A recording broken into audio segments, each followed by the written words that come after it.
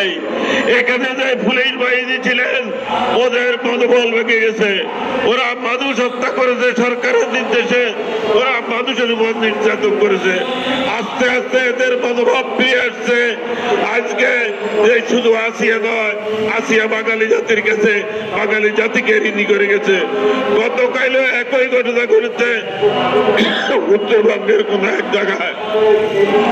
সাথীরা, এই সব কিছু বন্ধ করতে হলে এইখানে নতুন আইন কানুন বিধি ব্যবস্থা কায়েম করতে হবে। আপনাদেরকে মনে রাখতে হবে, আজকে যে মব জাস্টিসের নামে মানুষকে হত্যা করা হচ্ছে, আমি ব্যক্তিগতভাবে এটাকে মব জাস্টিস বলি না, এটা বিচার বহির্ভূত হত্যাকাণ্ড। আবার জাস্টিস কি? মবের সাথে জাস্টিস লাগান কেন? জাস্টিস অর্থ বিচার। আজকে আমরা এইখানে এই বিচার বহির্ভূত হত্যাকাণ্ড বন্ধ করতে চাই। সাথী ও বন্ধুরা, আমরা যারা জাতীয় সমাজতান্ত্রিক দল করি, আমাদের কাছে আজকের দিনটি অত্যন্ত গুরুত্বপূর্ণ। 1974 সালে এই 17 মার্চ আমরা লক্ষাধিক মানুষ মিছিল নিয়ে আমাদের নেতারা স্বরাষ্ট্রমন্ত্রীকে একটি স্মারকলিপি দিতে গিয়েছিলেন। সেই দিন তারা গুলি করে আহত অবস্থায় আমাদের নেতা মেজর আলী জলিল, আশরাফ আব্দুর রব, মোহাম্মদ বেগম সহ অসংখ্য তাদের গ্রেফতার করছে। আমাদের 50 জন সাথে সেই দিন নিহত হয়েছে, কিন্তু আমরা মাত্র 5টি লাশ হয়েছি। সাথী বন্ধুরা, সেই ব্যবস্থা আজও কন্টিনিউ করছে। তাই আমরা ধারাবাহিকভাবে এই ব্যবস্থা পরিবর্তনের জন্য এখানে রাজনীতি করতে চাই, এই ব্যবস্থা কায়েম করতে চাই। শুধু নির্বাচন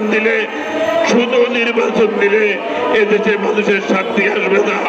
একটা কথা যদি আপনারা লক্ষ্য করেন, গত 3-4 টার্মে এখানে নির্বাচন হয়েছে, 900 এমপি নির্বাচনের নামে নির্বাচিত হয়েছে, 1800 এমপি মহিলা এমপি হয়েছে।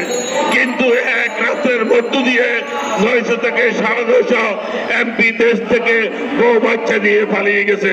তাহলে এই নির্বাচন দিয়ে কি আবার বানানো এমপি বানাবো না? এমপি সাহেবরা এখানে পার্মানেন্ট থেকে রাজনীতি করবে, আইন প্রণয়ন করবে, নীতি নির্ধারণ করবে।